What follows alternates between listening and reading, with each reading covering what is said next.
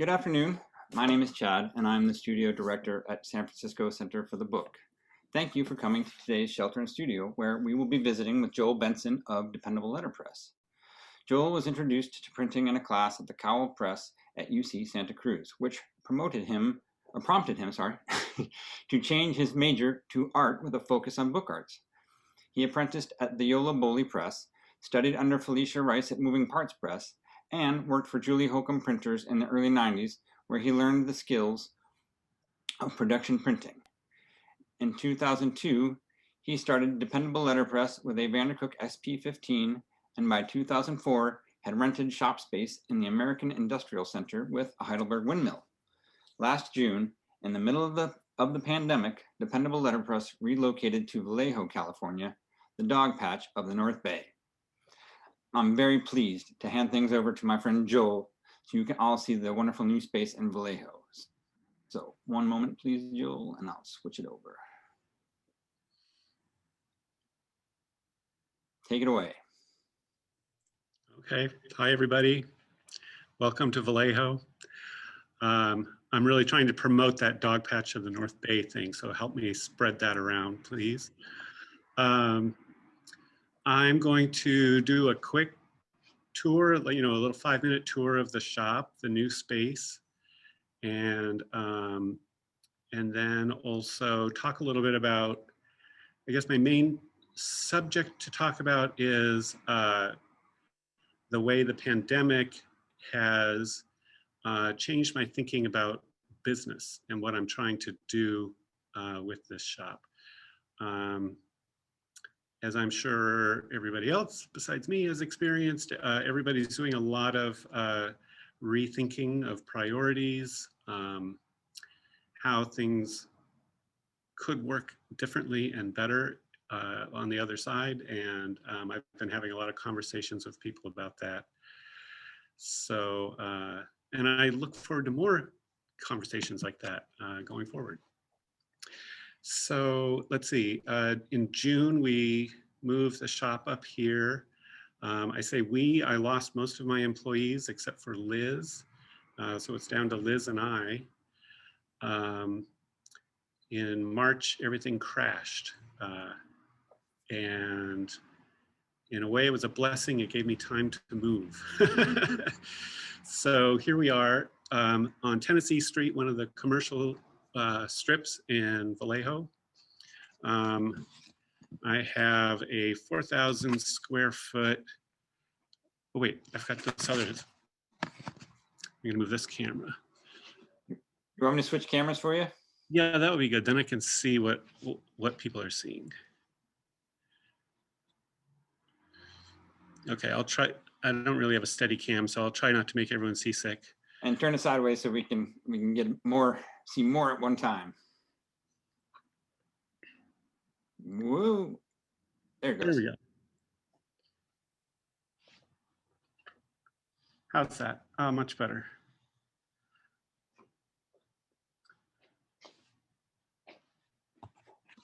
So I'm standing at the front of the shop, which is our proto retail area.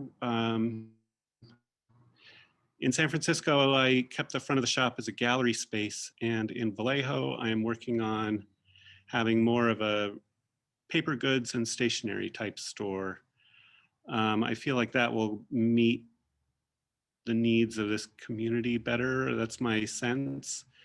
This is less of a techie luxury town and more of a working class regular town. So here it is. So the front area is going to be shop space and retail and place where we meet with clients. I don't know if there's the street life out front.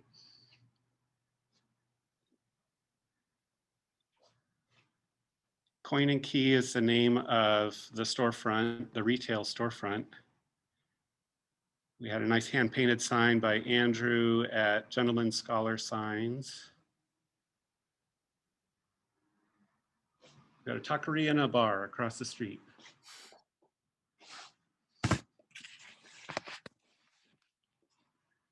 So here are the windmill presses.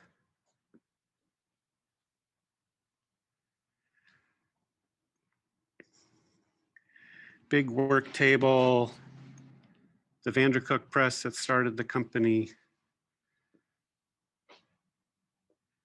type cases, ink mixing.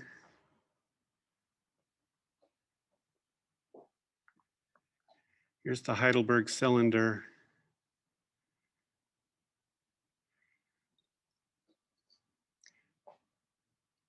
Paper storage. The Kluge press, which needs some help.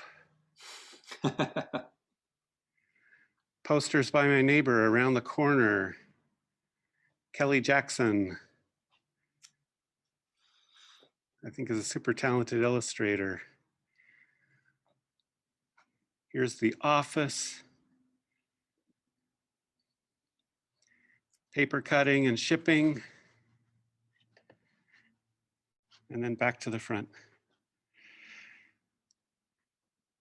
Behind the dropped ceiling, we've got this nice arched trusses, and I hope someday to take out this dropped ceiling and expose the nice roof. But other things are taking priority, like getting the store operational and doing what job work we do have and keeping going. I'm going to bring this up here. And let's see if, sorry, I'm juggling computers here. So I'm going to tilt the camera and show some work that we've done recently.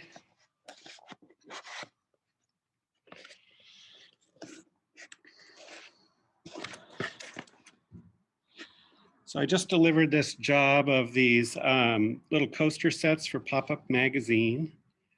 This is kind of top secret. No one should social media-ize this yet because they haven't gone out to the recipients yet, but a cool little set of coasters in a die-cut package.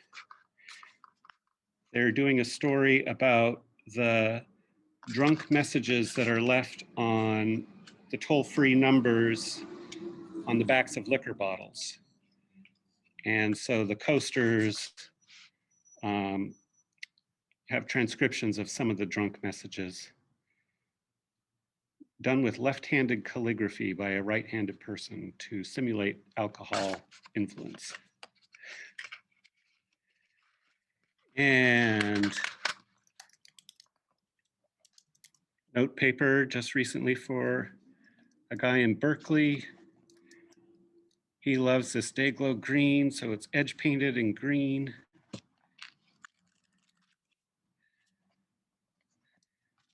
We did some greeting cards recently. This was holiday cards for 826 Valencia.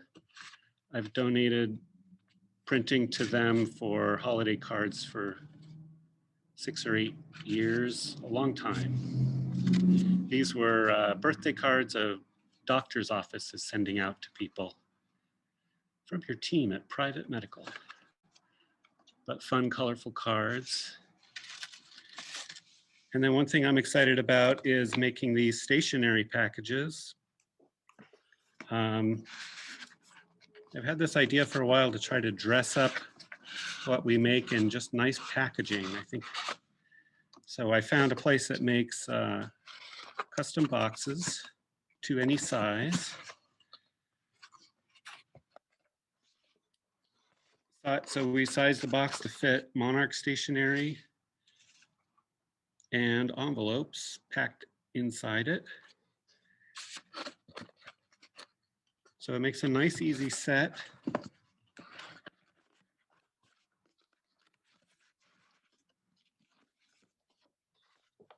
I hand set a label with lead type from our collection. And so that's kind of what I'm trying to, this is an idea I've been trying to do for a long time, which is package what we do as products rather than as a service. I find a lot of people get overwhelmed when you just say, well, I'll do whatever you want. And so I'm hoping to kind of streamline that purchasing process by just framing things as products and then package them nicely so people feel good about getting them. So that's my scheme for post-pandemic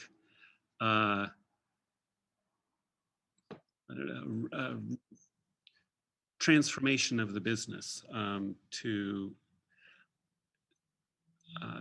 move away from just being a job printer and back to being a little bit more of a designer and a craftsperson,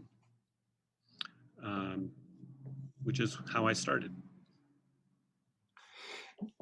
So Joel, I'm obviously very familiar with the role of a job printer, but maybe if you want to just describe what that glorious process is like to other folks who've maybe not thought about that term. Okay, yeah, okay. Being a job printer is a little bit like being a midwife to people's ideas. We get a lot of inquiries where somebody just gives you a screenshot or a digital design, and very little else. And then you're interpreting that. You're saying, oh, well, this paper and this ink or this other print process would work well to make this design look really great as a physical object. But that takes a lot of time. There's a lot of time and coaching and sending samples and meeting with people. And usually that time is not paid. So, I mean, that on the other side, that's the fun part of the process, is figuring that out and helping people come up with a great product in the end. But it's thankless and it's hard work. And so I'm hoping to get a little bit of a blend of doing some of that, but also having some kind of easier work that diversifies the revenue stream, I guess, in a way. Does that answer the question, Chad? I mean, is that the picture of job printing that you were thinking of? Well, yeah, but for people, so that it's basically wedding invites and business cards and right, that's the standard job work, like, which I think the phrase, as I understand it, just comes from a job comes to you, you bid on it, and then if you get the bid, you print it. Right. Yes. And so, yes, wedding invitations and business cards are the main channels for letterpress printing these days. Those are the products that people go to letterpress printing for. We don't print flyers that the gas station hands out to say they're giving a special on oil changes. There are other processes that are better suited to that now. I do a lot of hang tags for high-end products. And packaging is another thing that people, that we can do and that people spend money on and want a high-end product with quality materials and quality processes. Yeah, those are the main channels though for letterpress. Right. Well, let's jump into some of the questions, and then we can keep touching in on that and how it's changed with your move to Vallejo. A couple of people have commented on your tables, and someone says, "What's the source? What's your source for those high tables on wheels?" Oh, thanks for asking. I have to give credit to James Tucker at Aesthetic Union. These had been in the Aesthetic Union store, and he redid his store during the pandemic and gave them to me. So they are the deck of a tugboat. So they fit in really well in Vallejo, which has a great waterfront and a big nautical history. Excellent. The other tables are all stones, are all composing stones. Yes. I have a very significant collection of composing stones. It's always like it's left behind in the donation, right? Like it's the last thing to go. Sharon asks, how has your job work transitioned with the move? Have you maintained a lot of your clients, or are you switching out your clients, or I know you're changing the product line, but um, it's hard to say because I mean, so many things have shut down. Through let's see, March through September of last year, I did 15% of the business the year before. So some of my clients have followed me, but it's such a small sample size. I can't say whether a lot of them have followed me or not yet. You know, in another year, I could say. It's hard to say how many of them will survive this economic transformation that we're experiencing. The coffee companies that I print stuff for have all survived, and I'm still getting work from them. The print brokers that I do work for are mostly still sending stuff here and there. But everything there's so little happening now. It's hard. I mean, yeah, I'm not really sure. yeah, I mean, I imagine there's just going to be a lot of things floating for a while yet until you don't know whether they're going to come back or disappear for good. Yeah. Grendel had a question. Hi, Grendel. She says, I'm seeing some cool posters up on the wall. Could you show us some or tell us more about them? Yeah, of course. So let's see.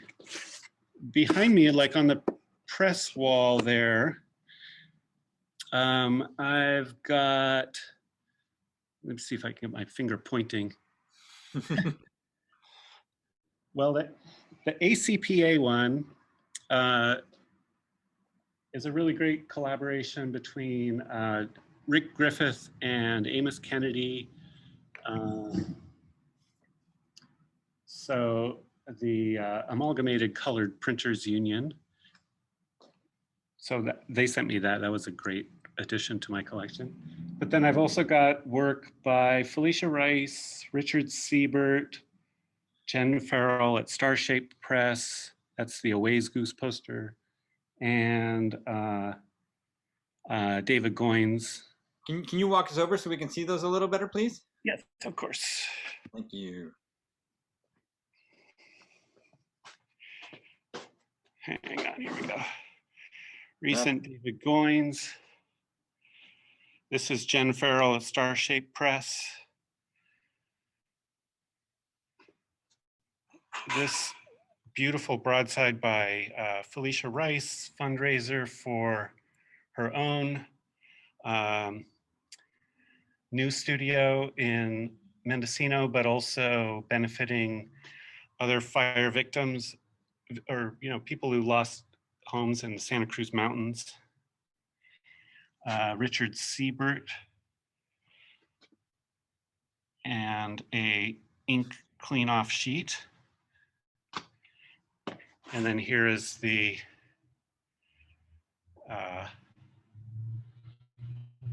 broadside commemorating the founding of the Amalgamated Colored Printers Association.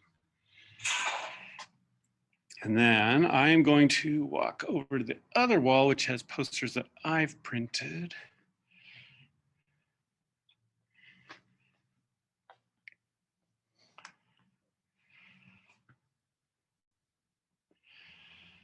So not all of these are my design. The one with the rainbow ampersand was designed by Leo Jung of of California Sunday Magazine. And the one in the middle with Hillary Clinton was designed by George McCalman of McCalman Co.,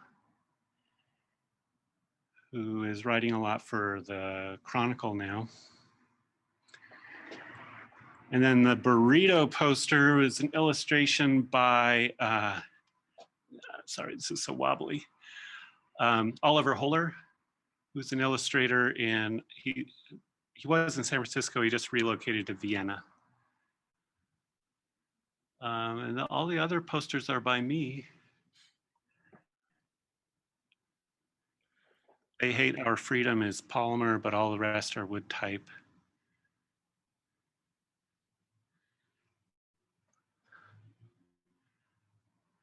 So I confess to a wood type fetish. So I like to work with wood type, and that will be kind of like my practice area once I get time to do that.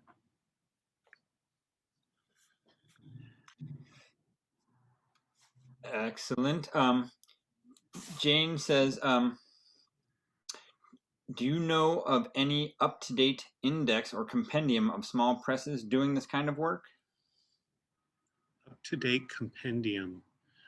I don't really. I mean, there are a handful of job printer shops around the country. Studio on Fire, Roner Letterpress in Chicago, Boxcar Press. There's a handful in New York City. I'm sure other people can come up with names too. I'm not the only one, but I don't know of any index out there for other people doing this kind of thing.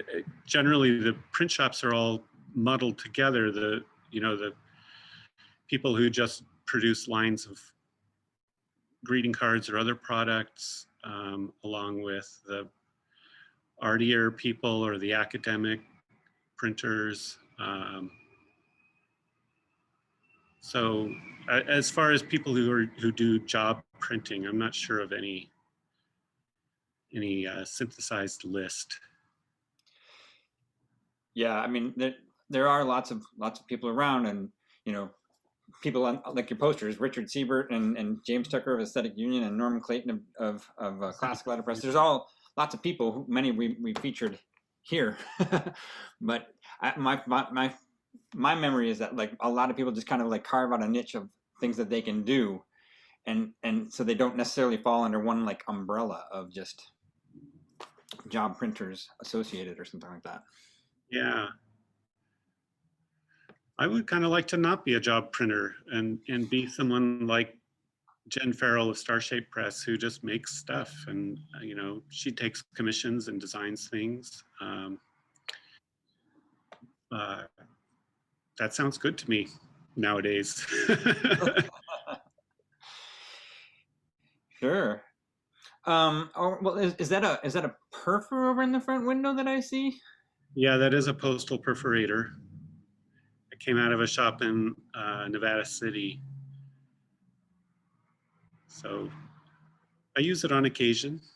It's nice, but it's a nice showpiece in the front window for people to just come look at. And it is a nice thing in the front window.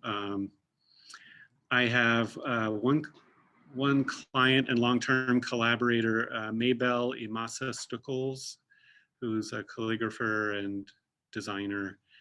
And she has been pushing me to produce little self-adhesive stickers that she's obsessed with. And so we'll be using the postal perforator to separate those.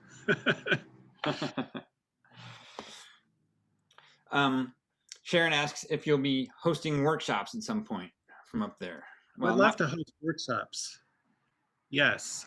If anybody has an idea for a workshop that they need a location to host one, please get in touch. We have plenty of space to do it in. I did try hosting workshops in San Francisco, but never really achieved, I guess, the publicity about them or something. We never got enough people to sign up for them to do it. Um, I will try again up here, where I won't be competing with the Center for the Book. Um, Or we'll get you to offer some through the San Francisco Center for the Book, and then we can. okay, I'll talk with you about that.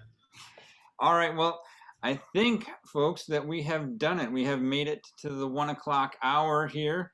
So it looks like that is all the time we have for today. I'd like to say a giant thank you to Joel for showing us around the amazing new space, and thanks to all of you for coming. Please join us again next Thursday when we will be visiting with Andy Thrams from Coloma, California. And until then, please stay safe, be well, and have a great week. Thanks, Joel. Thank you, guys. All right. So long, everybody. Thank you. Cheers.